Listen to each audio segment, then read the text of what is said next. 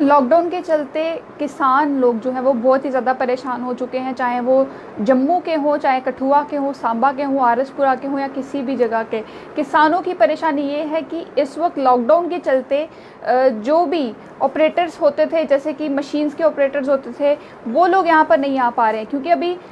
उनकी फसलें जो हैं वो पक चुकी हैं। चाहे गेहूं की फसल हो, वो फसल पक चुकी है और वो चाहते हैं कि उस फसल की कटाई हो, उनकी छंटाई हो। लेकिन लॉकडाउन के चलते जो है वो हार्वेस्टिंग मशीन्स जो होती हैं, हार्वेस्टिंग कम थ्रेशिंग मशीन्स जो होती हैं, वो वहाँ पर जम्मू कश्मीर में पहुँच नहीं पा रही हैं। ये किसानों की परेशानी जो है वो और ज़्यादा उन्होंने बढ़ा दी है। तो किसान हताश है क्योंकि इस वक्त फसलों की कटाई का मौसम है और साथ ही में सीजनल लेबरर्स जो होते हैं वो भी इस वक्त अवेलेबल नहीं है इस गेहूं की जो फसल है उसकी कटाई के लिए, उसकी छंटाई के लिए। तो ये भी उनकी एक परेशानी जो है वो बढ़ रही है क्योंकि ज़्यादातर जो लेबरर्स हैं, ये जो सीजनल लेबरर्स हैं, ये ज़्यादातर यहाँ तो बाहर से ही आते हैं, जम्मू कश्मीर के बाहर के होते हैं, चाहे यूपी हो, बिहार हो या फिर छत्तीसगढ़ कह लो। इन स्टेटों से ये जो सीजनल लेबरर्स हैं ये यहाँ पर जम्मू कश्मीर में आते हैं, यहाँ पर आकर फसलों की कटाई करते हैं, उनकी छटाई करते हैं। तो जो गेहूं की फसल है उसकी कटाई जो है वो बिल्कुल तैयार हो चुकी है। कठुआ और सांबा के बॉर्डर एरियाज़ की बात करें तो वहाँ पर भी फसलें जो है वो बिल्कुल पक चुकी हैं और सीजनल लेबरर्स जो है वो इस वक्त नहीं मिल रहे हैं। ये जो रीज़न है ये परेशान कर रहा है, ये हताश कर रहा है उन सभी किसानों को जिनको भी ज़रूरत है अपनी फसलों की कटाई की। साथ ही मैं आपको बता दूं कि कंबाइन हार्वेस्टिंग और थ्रेशिंग मशीन्स जो हैं वो पंजाब से जम्मू कश्मीर में नहीं पहुंच रही हैं इस लॉकडाउन के चलते, और इन मशीन्स का जो यहाँ पर ना पहुँचना यही परेशान कर रहा है अलग अलग बेल्ट के रहने वाले किसानों की। चाहे मैं बात करूँ हीरानगर बेल्ट की, राजपुरा के जो किसान हैं, मरहीन के, नागरी परोल के, सांबा के, विजयपुर के, रामगढ़ के, नंदपुर बेल्ट जो है वहाँ के किसान जो है वो भी परेशान है, आरसपुरा के किसान जो है वो भी परेशान है, बिश्नाह सब डिवीज़न में जितने भी किसान हैं वो भी परेशान है कि हमारी फसलों की कटाई जो है वो नहीं हो पा रही है। गेहूं की फसल इस वक्त पक चुकी है लेकिन कटाई नहीं हो पा रही। ऑफिशियल सोर्सेज का ये कहना है कि पंजाब और हरियाणा में फसल की कटाई जो है वो उसका काम जो है वो ख़त्म होते ही, जैसे ही हरियाणा और पंजाब में जो कटाई है,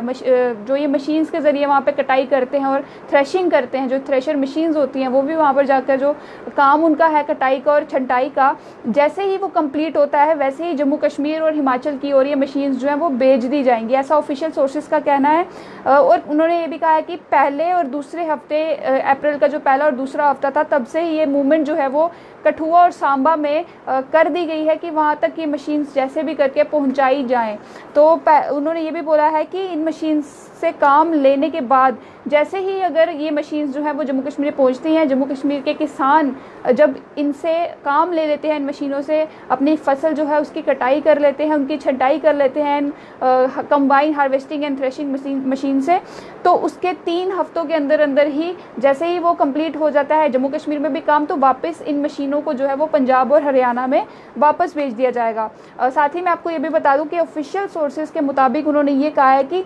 एक मैकेनिक जो है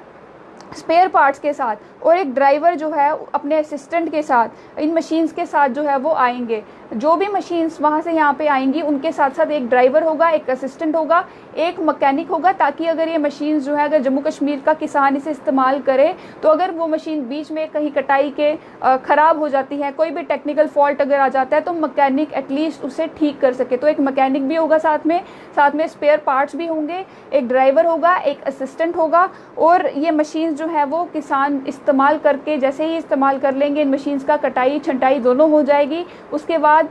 3 हफ्तों के अंदर अंदर ही इसे वापस पंजाब में भेज दिया जाएगा। साथ ही में एग्रीकल्चर डिपार्टमेंट ने दो मशीन्स जो है वो प्रोवाइड की हैं कठुआ में, और 2 जो मशीन्स हैं वो उन्होंने सांबा में भी प्रोवाइड की हैं।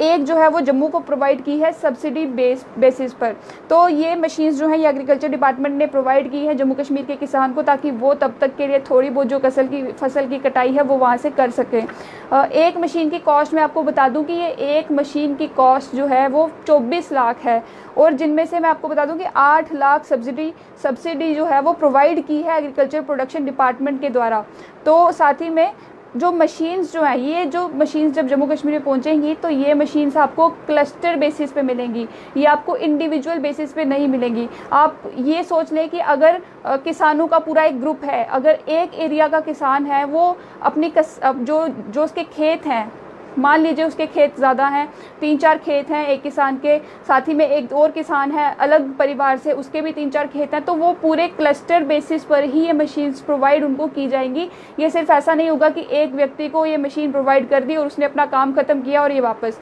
ऐसा नहीं होगा। क्लस्टर बेसिस पर ये मशीन्स जो है वो किसानों को दी जाएंगी, इंडिविजुअल बेसिस पर नहीं दी जाएंगी। साथ ही मैं आपको ये भी बता दूं कि 60 मशीनें जो है वो रेंट बेसिस पर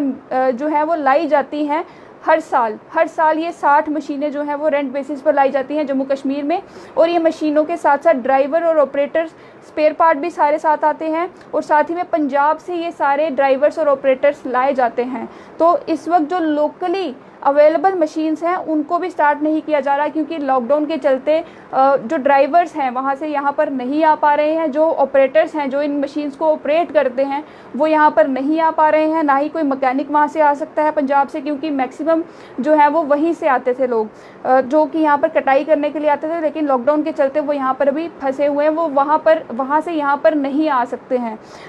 प्रधानमंत्री जो है हमारे, उन्होंने भी अनाउंस किया था कि फार्मर्स को स्पेशल परमिशन दी जाएगी, लेकिन ग्राउंड लेवल पर ऐसा देखने को नहीं मिल रहा है। बहुत सारे किसानों ने ये शिकायत की है कि हम जब पास लेने के लिए जाते हैं, चाहे वो मैं कहूँ कि डीसी ऑफिस कठुआ की बात हो, उन्होंने कहा कि जब हम वहाँ पे पास लेने के लिए जाते हैं तो हमें वो पास, जब हम अप्लाई तो कर देते हैं लेकिन अभी तक हमें वो पास नहीं मिले हैं कि हम किसी और को, हम बाहर से वो मशीन्स जो हैं वो ला सकें, या बाहर से कोई लेबरर्स जो हैं वो हम उनको वहाँ से ला सकें, तो उनके लिए उनको पास नहीं दिए गए हैं। तो ऐसा कुछ किसान हैं उनका बोलना है। वही मैं आपको बता दूं कि इस पर डायरेक्टर एग्रीकल्चर जम्मू ने, जो कि इंद्रजीत भगत हैं, उनका ये कहना है कि जो एग्रीकल्चर डिपार्टमेंट अथॉरिटीज़ हैं पंजाब में, हमारी उनसे बात हुई, हमने उनसे रिक्वेस्ट की, एक स्पेशल रिक्वेस्ट रखी है कि